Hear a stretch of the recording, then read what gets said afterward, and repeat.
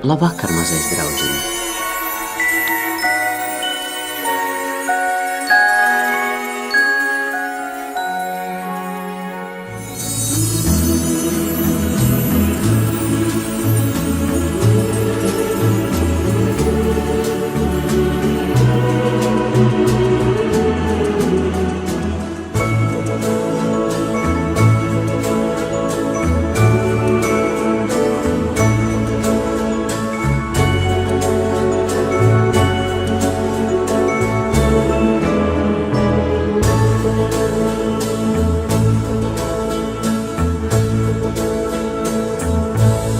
Hansa Kristiāna Andersena pasaka šai reizei par mūsu līdzcilvēku.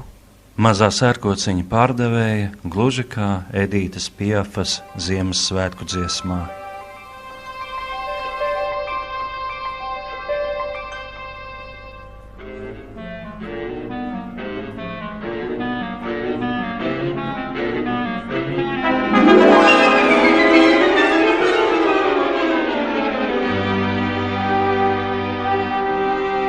Petit bonhomme, où t'en vas-tu courant ainsi sur tes pieds nus? Je cours après le paradis, car c'est Noël à ce qu'on dit.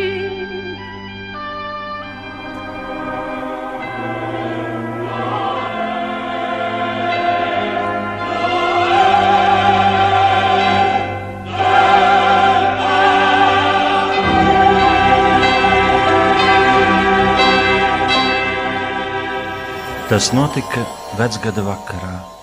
Ārā stipra sāla un sniegs lielām pārslām sniga un klāja zemes virsu. Pa ielu, augstumā un tumsā, nesteidzīgi gāja maza meitenīte, kailu galvu, basām kājām. Iznākot no mājas, tupeles gan viņai bijušas kājās, bet par lielām. Tās reiz valkājusi māmiņa. Bārenīti tās pazaudējusi, mūkot pāri ielu, kur lielā ātrumā skrējuši rati. Viena tupeli nu nebija atrodama, bet ar otru aizskrējis kāds palēņa puika, bļaustīdamies, ka noderēšot par šūpuli, kad viņam pašam būšot bērni. Tā nu meitenīte gāja, kailām kājām, kas bija sasarkušas un zilas no augstuma. Priekšautiņā viņa nesa sērkociņu kārbiņas, bet viens saistītis bija nosalušajā rociņā. Tas bija viņas darbs – pārdot garām gājējiem sērkociņus. Bet pa visu dienu nebija izdevies pārdot nevienu sērkociņu, kur nu vēl kastīti. Viņai briesmīgi sala, bet arī mājās nevarēja rādīties. Bargais tēvs būtu ļoti dusmīgs, un tur jau arī nebija siltāks. Sniega pārslas krita viņas zeltainajos matos, kas cirtaini laidās par mazulītes kaklu. Bet viņa par šo rotu nedomāja. Tik kārdinoši ielās smaržoja zosu cepeši, un kādēļ, lai nesmaržotu? Bija taču vecgada vakars. Kādā kaktā starp divām mājām meitenīte notupās, pavilka, cik nu tas bija iespējams, zem sevis nosalušās pēdiņas un izvilka vienu sērkociņu. Čik! Uzliesmojot, sērkociņš iemirdzējās spožā gaismā. Silta, gaiša liesmiņa. Un, kad aplika apkārt plaukstiņas, izskatījās kā Ziemassvētku svecīte. Jau mazā izstiepa kājiņas, lai siltāk būtu arī tām, bet sērkociņš nodzisa. Meitenīte sēdēja saltajā mājas stūrī ar izdegušu sērkociņu. Tad uzmanīgi viņa izvilka otru sērkociņu. Čik! Tas iegailējās, un meitenīte redzēja baltu galdautu, cepešu bļodas, bet ceptās zosts ar visiem pildītajiem āboliem nāca tieši pie viņas. Sērkociņš nodzisa. Apkārt bija augsts mūris un sniegs. Čik!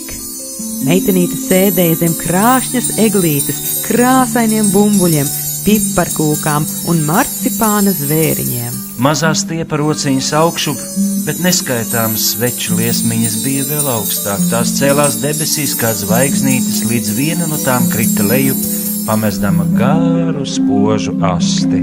Tagad kāds mirst, teica mazā, jo viņas vecmāmiņa reiz bija teikusi, kad zvaigznes krīt, tad kāds mirst. Ak, mīļā, labā vecmāmiņa, tik gaiša, tik mīļa, kā meitenītē viņas pietrūka.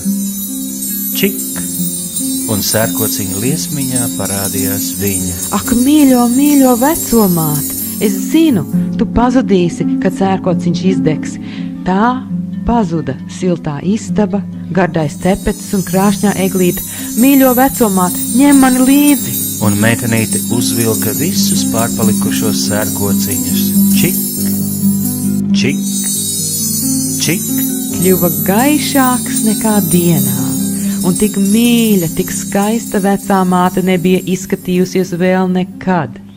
Viņa paņēma mazo meitenīti pie rokas un abas lidoja augšup, un nebija vairs ne augstuma, ne bada, ne arī baiļu. Jaunā gada rīta stundā agrīni gājēji māju stūrī ieraudzīja mazo sērkociņu pārdevēju. Viņa bija mirusi, nosalusi, bet ar smaidu uz lūpām. Blakus kaudzīta izdegušu sērkociņu. Laikam gribējusi sasildīties, ļaudis teica, bet nevienam nebija ne jausmas, kādus jaukumus viņa bija redzējusi, kādus priekus piedzīvojusi.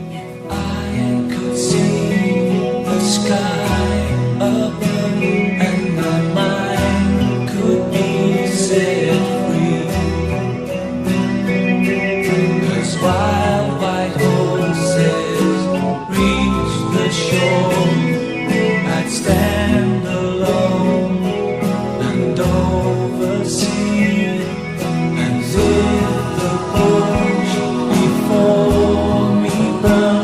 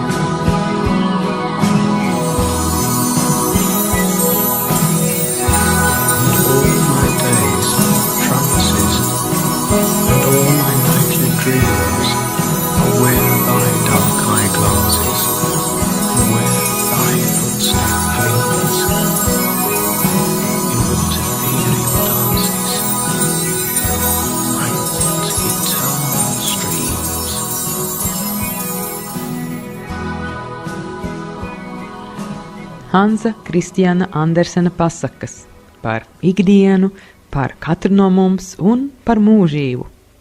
Vajag kādu, kurš priekšā pasaka pašu galveno, gluži kā Ulda Stabulnieka veltījumā Andersenam. Kā mēs to tagad redzam, daudz atziņas, kas ir kādreiz un pat diezgan sen izteikts, diemžēl, vai arī labi, viņas ir derīgas arī šodienai mums. Pasakas pašas nesākas, Hans Kristiāna Andersen, vajag kādu, kas priekšā pasaka, Hans Kristiāna Andersen, pasaka priekšā pašu galveno, Hans Kristiāna Andersen, Hans Kristiāna Andersen, Hans Kristiāna Andersen.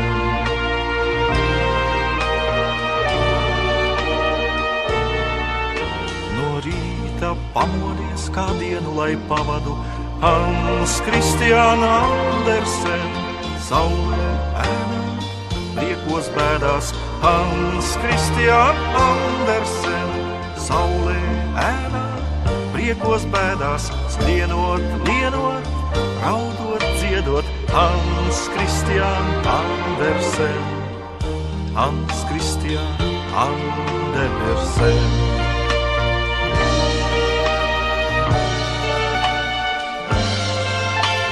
Saulē priekos skrienot, dziedot, Hans Kristiāna Andersen, bēdās ēnā, raudot, lienot, Hans Kristiāna Andersen, vajag kādu, kas priekšā pasaka, pasaka priekšā pašu galveno, Hans Kristiāna Andersen, Hans Kristiāna Andersen. Vajag kādu, kas priekšā pasaka, pasaka priekšā pašu galveno, Hans Kristiāna Andersen, Hans Kristiāna Andersen. Patiešām, paņemiet Andersena dzīves gudrību grāmatu, ko droši vien bērnībā šķirstījāt kā vienkāršas pasakas. Un tas jums palīdzēs atrast pašu galveno. Lai nu tā notiktu. Mēs ticam.